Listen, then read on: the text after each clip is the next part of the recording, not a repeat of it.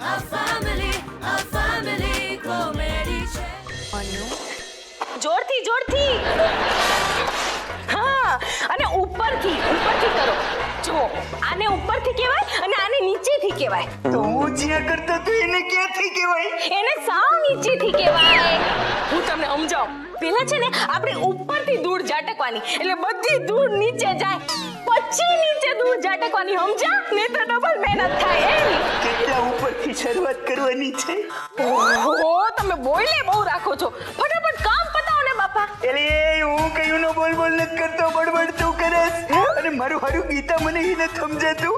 11 વાગ્યા જો આ રાતના 11 વાગે હાથમાં ઝાપટિયું પકડાવી તું મારી પાસે આ ઝાપટ ઝુપટ કા કરાવસ? કે કામને ને સમયને શું લાગે વળગે આ ધૂળને શું ફરક પડે છે કે આપણે એને રાતના 11 વાગે ઝાટકીએ કે સવારે 11 વાગે બોલો શું ફરક પડે છે? અક્કલ મઠી ધૂળને ભલે ન ફરક પડતો હોય પણ આ તારા ઓરને બહુ ફરક પડે છે. તમને છે નો ફરક પડે છે? 11 વાગ્યા છે, આ હુવાનો ટાઈમ છે. એ સાવ ખોટી વાત કરી હો તમે.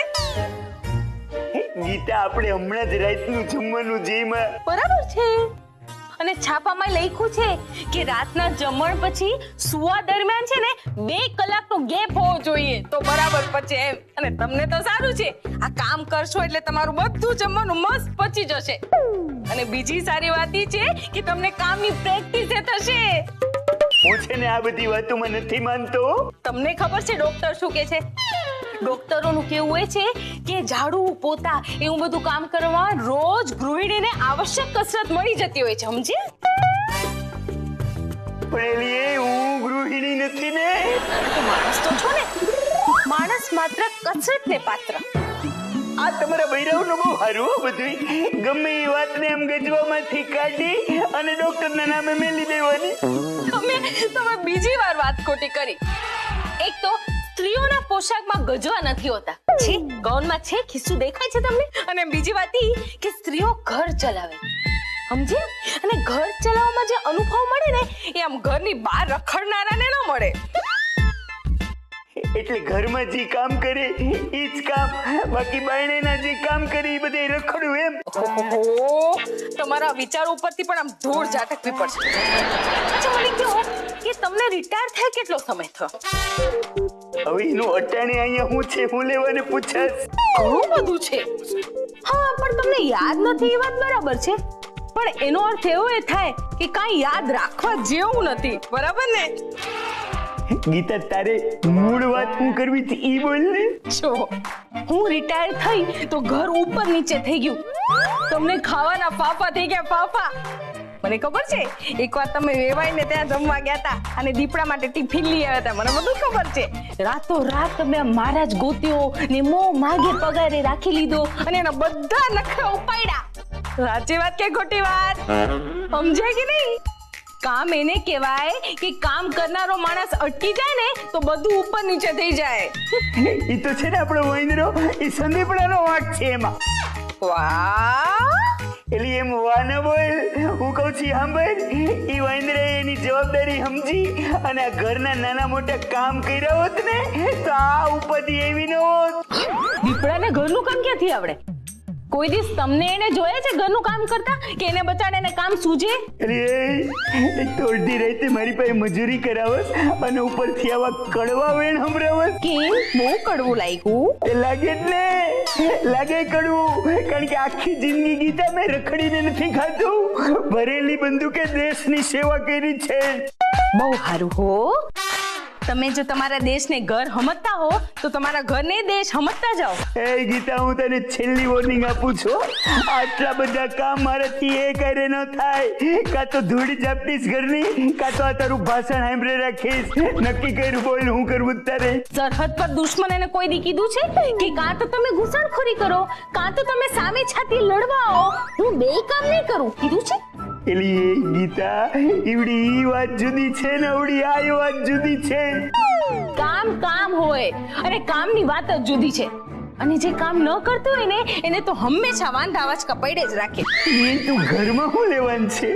તારે તો નેતા બનવું જોઈએ હે ને? મારા જેવી ગૃહિણી જો દેશી વડાપ્રધાન થાય ને તો દેશને કામ કરતી સરકાર મળે. એટલે એ ગીતા, હું આ બે હાથ જોડી અને અમારો ત્રીજો ટક્કો નમાવું છું. મને માફ કરી દે બાપલા. તમારા માટે તો છે ને મારે માફીનો સ્ટેમ્પ જ બનાવી રાખવો છે. મહિના 30 દિવસમાંથી 32 વખત તમે આમ માફી જ માંગી રાખો છો. હું તો કંટાળી ગઈ છું હવે. ઠીક છે તઈએ આપણે પત્નીના શરણે. હારું હારું, હવે આ સોફો પતી ગયો ઝાટકવાનો, તો ટેબલ કોણ સાફ કરશે?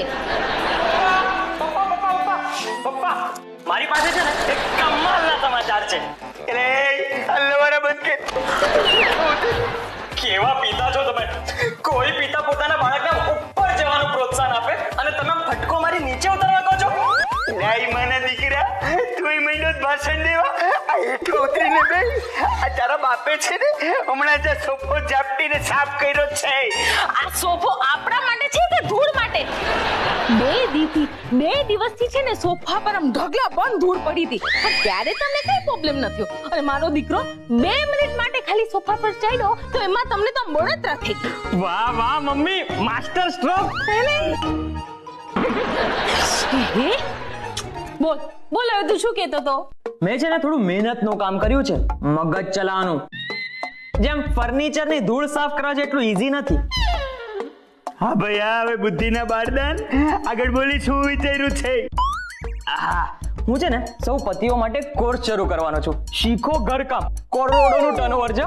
કારણ કે શું છે કે દુનિયાના 80% પુરુષો તો પરણેલા છે, એમાંથી મોટા ભાગના પુરુષોને ઘરકામ આવડતું નથી. અને એ લોકો છે ને ઘરકામ શીખવા માટે ક્યાંયથી પણ વેચાતી મદદ લેવા પણ તૈયાર હોય છે. અરે હું કરો છો તમે આ? એના મગજની ધૂળ ઝાટકું છું.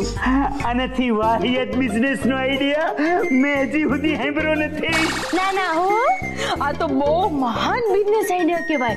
છોકરા, મને કે ને કે આવો જબરો આઈડિયા તને આવ્યો ક્યાંથી? નિરીક્ષણ. હું છે ને હમણાં સામે દિવાકર અંકલ ને ત્યાં ગયો તો મુલાકાત લેવા. ત્યાં મેં કશુંક જોયું. એલા કશુંક જોયું એટલે? મેં ત્યાં એ જોયું કે આંટી અંકલ પાસે કામ કરવા માંગે છે, પણ અંકલના કામ કરવાના પાપા છે, એક્સપિરિયન્સ નથી ને.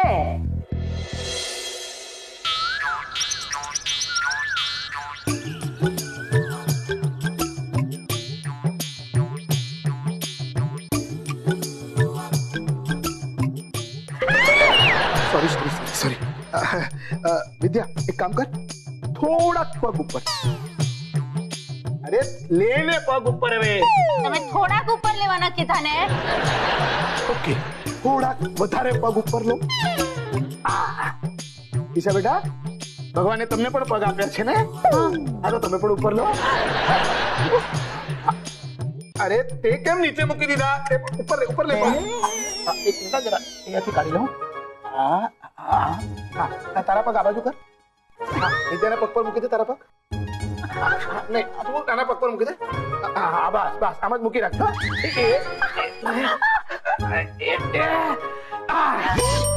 પતી ગયું. હા, હવે હું સુવા જાઉં.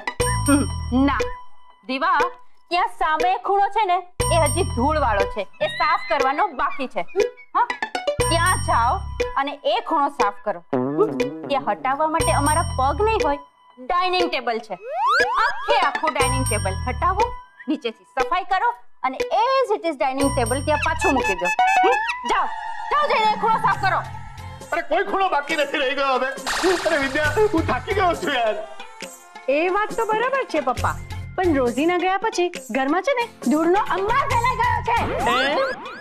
એટલી બધી ચિંતા હોય ને બેટા તો પોતે ઝાડુ ઉપાડવાનું અને કામે લાગવાનું. હા, પણ હજી મને કામના મૂડમાં આવતા જરાક વાર લાગશે.